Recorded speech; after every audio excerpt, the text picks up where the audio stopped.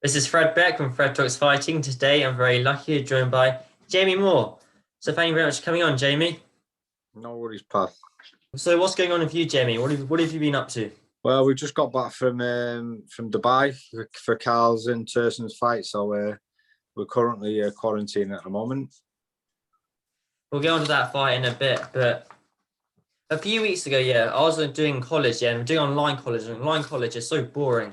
So I decided to blue and watch Peaky Blinders, because everyone's always talking about Peaky Blinders. And I've now finished the first series here. But then I was in episode 2, I saw you and Nigel Travis fighting Thomas Shelby. How did you get into Peaky Blinders? So Nigel's been doing a bit of acting for years now, and we was just on a drink one night, and someone had from the casting team had sent Nigel a text asking him if he had any people who would be suitable to be part of his family in the cast what was playing the Lee family. So we literally just for a laugh sent him a picture of me, just just joking really, and she come back and said perfect. So that was it really, and then we went down, had a bit of a rehearsal for the fighting scene, and then the next thing we was down there filming it. So it was pretty mad really. Yeah, sounds awesome. Do you think you're going to be in any more TV or films, or is that just a one-off? Well, you never know. I actually quite enjoyed it. It was quite good, but it's not anything what I've ever sort of thought about doing or pursuing. But we'll see how the training goes. I'm enjoying the training at the moment. I enjoy being involved in boxing, and you couldn't do the two of them full time because it's just too much commitment. So see where we're at in like 5 years' time, and then you never know, might be the next Vinnie Jones, eh? You never know, something might pop up. So we just go into the fights that happened last night. So speaking of watching TV, so I was watching TV last night with my dad. My dad's not really a boxing fan, and when Conor Benn stopped Vargas, he was like, "Blimey, that must have really hurt," because he's not a boxing fan, and Vargas looked like he was pretty much hurt on the ropes. They showed the slow motion, and he did catch the Vargas with quite nasty punches. But going into the main event between Benn and Vargas, who do you have coming out on top? I expected Conor to win. I thought it was going to be a competitive fight, and he'd learned quite a bit of stuff from the fight. But I think it's just proof of how fast his progression's come on over the last few years, and I think he shocked everyone really. Nobody expected him to do it that quickly. So I'm a big fan of his. I was a big fan of his dad. So you can see a lot of similarities between the two. So yeah, it's going to be an exciting journey with him. I remember after the fight, Johnny Nelson received a bit of stick because he said as soon as it ended, the post-fight interview, it goes back up to like Anna Warhouse, Johnny Nelson, and Natasha Jonas was doing it as well. And he said that Conor Benn, he beats Adrian Broner and he beats Sean Porter. What are your thoughts on that? Well, listen, Johnny's entitled to his opinion, and if you'd have said that before last night, then it would have sounded absolutely outrageous. Whereas, to me, Adrian Broner is very hit and miss. You can never really sort of know which Broner's going to turn up. But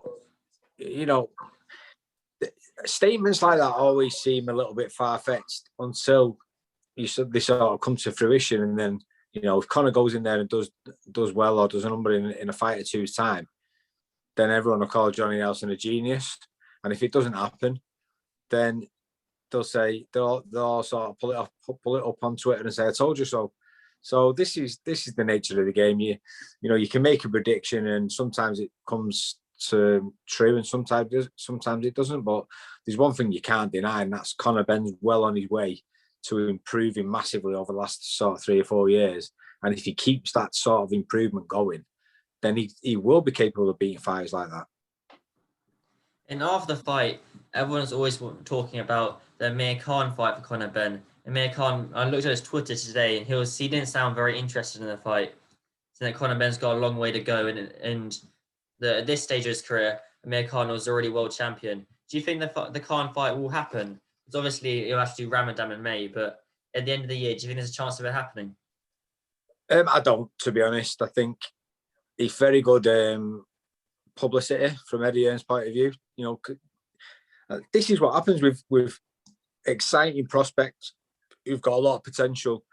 It's happened for years and years. You know, you pull out ex-champions who are sort of towards the end of the career, and you try and sort of make a name for yourself by using their name. So it's not a technique what hasn't been used before, and Eddie Hearn knows what he's doing. He's very, very clever at sort of manipulating situations like that. So I don't think it'll happen. I think Amir Khan has said in interviews he's had 39 fights. He wants one more fight and then he's finished. And if he wants it to be Kell Brook, whether that happens or not, I don't know. But I can't see him fighting Conor Benn. It's sort of the risk reward doesn't really balance. It doesn't make sense because Conor Benn's a dangerous opponent because of his punching power, and Amir Khan I don't think would get the sort of financial rewards for the risk it involved. And that's very true that he'll probably get paid more to fight Kell Brook because that's the fight that everyone's wanted to see for a very long time. And there's probably more reward in fighting Kell Brook than beating Conor Benn. But if you move down a few weight classes and a few countries down to Dubai where you just were, Cole Frampton unfortunately didn't manage to win a world title in his third weight class. Going back to that night, how would you assess it now? I just think that, you know, Jamal Herring was better than we expected him to be. His attributes in terms of his height and reach came more into play early on than I thought they would do. So you've just got to give him a lot of credit. You know, we knew there was a big size difference, but I don't think we actually expected it to be as big as it was.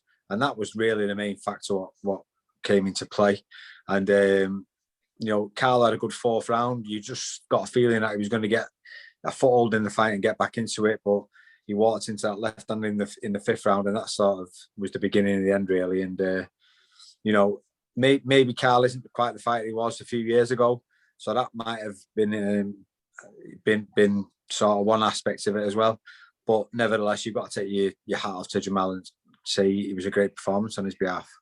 Yeah, certainly was a great performance by Jamal Herring, and you can't downplay Cole Frampton at all from that performance. I mean, what a career he's had. And now Cole has retired.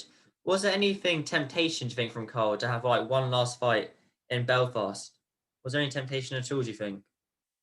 I don't think so, because he'd made his mind up before the fight that regardless of the outcome, he was going to retire. So you know, Belfast has been unbelievable to him. He's had such fantastic support, but he's had his Windsor Park night. So what more was for it to do? And I know he'd promised his wife that was going to be it after that fight. So I've no doubt that that'll be it now. It'll be finished. Well, Cole Frampton's had an amazing career. All right, Jamie, thank you so much for the time. I really appreciate it. I know very busy. No worries, pal. And where can people find you on social media at? My social media is Jamie Moore 777 on Instagram and Twitter. All right, Jamie, thank you so much for your time. Thank you. No worries, pal.